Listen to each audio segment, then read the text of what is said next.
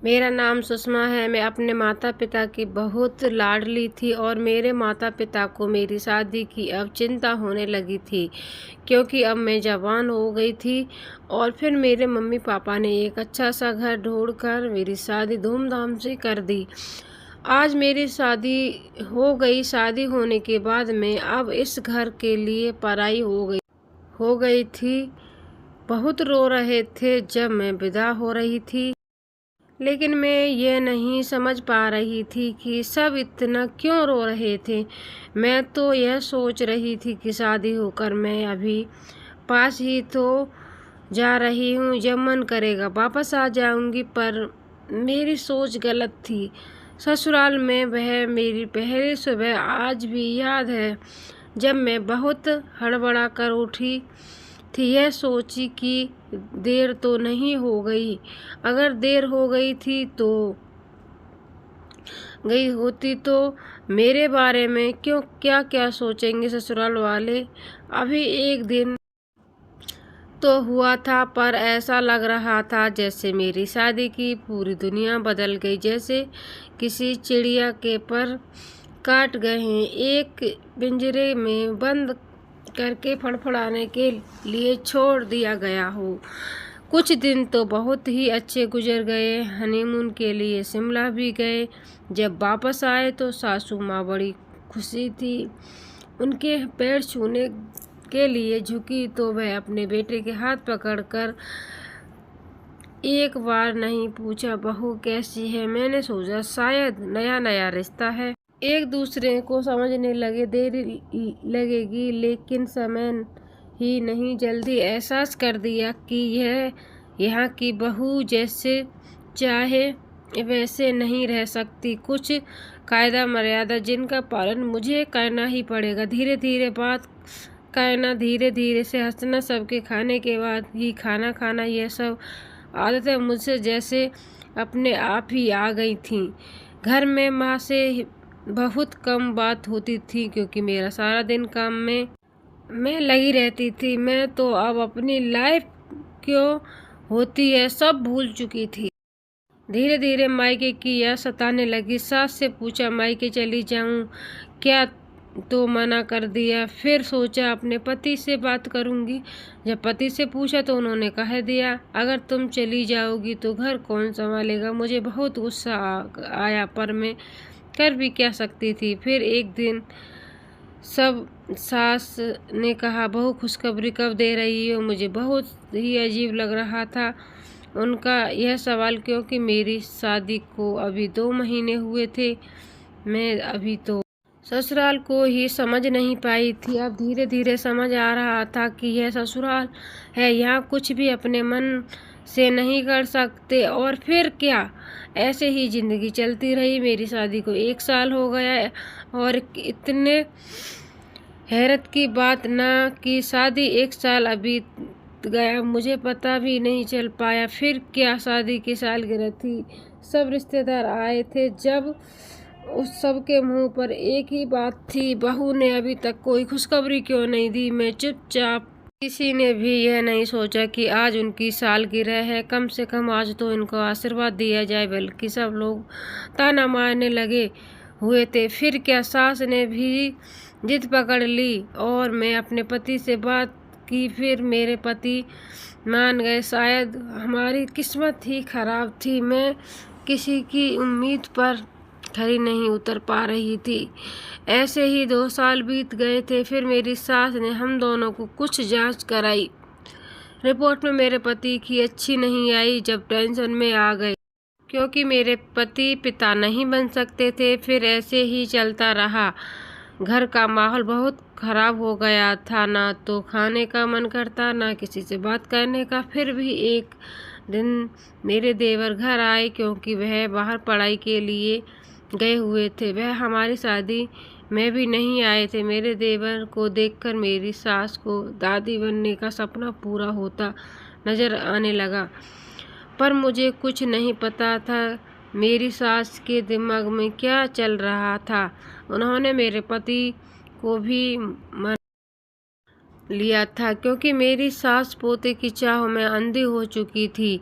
उन्होंने कुछ समझ नहीं आ रहा था क्या गलत है क्या सही है। एक दिन मैं रसोई में काम कर रही थी। मेरी सास मेरे पास आई और उन्होंने मुझे कुछ ऐसा कहा जो मेरी सोच से बिल्कुल परायत है। मुझे गुस्सा भी आया और मैं अपने सास से कहा, आप होश में तो हो, क्या बोल रही हो। फिर मैं अपने कमरे में आ गई और दरवाज़ा बंद कर लिया। फिर मैं खुदा से शिकायत करने लगी, हे खुदा, कैसी ससुराल है। यही किसी सोच है इन लोगों को। पर मेरे पति मुझसे बहुत प्यार करते थे, अपनी जान छिड़कते थे, मेरे बिना एक पल भी नहीं रह सकते थे। मेरी सास ने उनकी भी सोच बदल दी थी।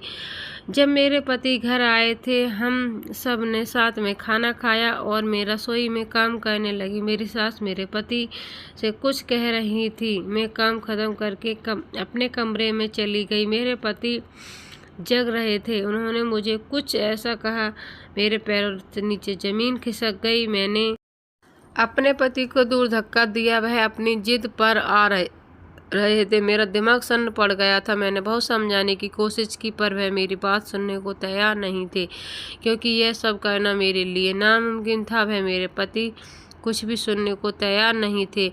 मैं कैसे यह कर सकती थी, क्योंकि मेरे अपने पति से बहुत प्यार करती थी। उनका कहना था कि मैं अपने देवर से बच्चा पैदा करके उन्हें दूं, ताकि वह अपनी इस कमी से समाज से छुपा सके। एक बच्चे के लिए उन्होंने मुझे वह करने के लिए कह दिया जो मेरे लिए क्या किस दुनिया की किसी भी औरत के लिए बहुत ही मुश्किल होगा। मैं सोच सोच कर बहुत परेशान थी। वहाँ कोई भी मुझे समझाने वाला नहीं था। उधर देवर भी परेशान थे। जब उन्होंने यह पता चला कि घर वालों के मन में क्या चल रहा है, कोई भी हमारी बात सुनने को तैयार नहीं था। हद तो तब हो गई जब मेरे ही पति ने मेरे देवर को ज़बरदस्ती मेरे कमरे में भेज दिया और बाहर से दरवाज़ा बंद कर दिया। हम दोनों ने वह रात जाग कर काटी, क्योंकि इस काम के लिए ना तो तैयार थे और ना ही मेरे देवर।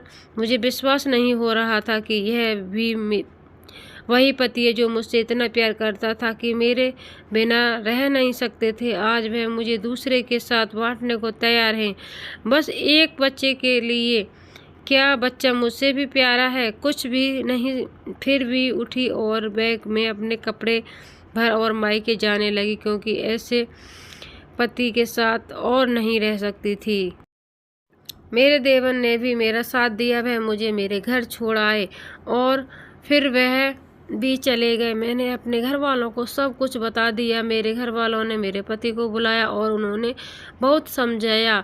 फिर धीरे धीरे उन्होंने समझ में आने लगा और उन्होंने अपनी गलती का एहसास हुआ और उन्होंने मुझसे माफ़ी भी मांगी। घर वालों ने मुझे उनके साथ भेज दिया। फिर हम दोनों सीधे एक अनाथ आश्रम गए और एक बच्चे को गोद लिया। हम दोनों गए थे। उन दोनों सास को समझाया, वह भी समझ गईं। सब ने उस बच्चे को अपना लिया। फिर हम सब खुशी रहने लगे। सब मेरे फैसले से बहुत खुश थे। इस तरह एक बच्चे को घर मिल गया, हमें एक बच्चा मिल गया। दोस्तों, यह मुश्किल का हल जरूर होता है, बस थोड़ा धैर्य रखना पड़ता है। अपनी कमी को छुपाने के लिए दूसरों के गलत काम मत करवाएं। ज़रूरत में बस एक सही दिशा में। कुछ दिन ऐसे ही बीत गए। अब हमारा बेटा भी कुछ बड़ा हो गया था, लेकिन अचानक से एक ऐसा हुआ कि सभी लोग आश्चर्य में पड़ गए कि मुझे सुबह सुबह चक्कर आने लगे। घर वाले घबराहट में मुझे हॉस्पिटल लेकर गए। अस्पताल वालों ने जांच कर बताया कि मैं प्रेग्नेंट हूँ। सबको बड़ा आश्चर्य हुआ। हॉस्पिटल वही जहाँ मेरी सास ने पहले मेरे पति की जांच कराई थी। फिर मेरे पति ने उन डॉक्टर से मिले, उन्होंने जांच की थी। फिर उन डॉक्टर ने बताया कि कुछ समस्या ऐसी होती हैं जो समय और हमारे खान पान के साथ ठीक हो जाती हैं, और इस कारण मेरे पति भी अब ठीक हो चुके थे। इसलिए मैं प्रेग्नेंट हो गई थी और कुछ दिन बाद मेरी एक बेटी हुई और हमारा परिवार पूरा हो गया। और अब हमारा पूरा परिवार बहुत खुश था, क्योंकि परिवार में बेटा भी था और बेटी भी पैदा हो गई थी। अब मेरे परिवार वाले मुझे बहुत खुश थे। हम सभी अब खुशी खुशी अपना जीवन यापन कर रहे थे। तो आज की कहानी कैसी लगी आप सभी कमेंट करके बताइएगा दोस्तों। उम्मीद करूंगी कि ये वीडियो आपको पसंद आई होगी। तो मिलते हैं एक नेक्स्ट स्टोरी में, तब तक के लिए bye bye, take care, thank for watching. प्यार और सपोर्ट बनाए रखिएगा।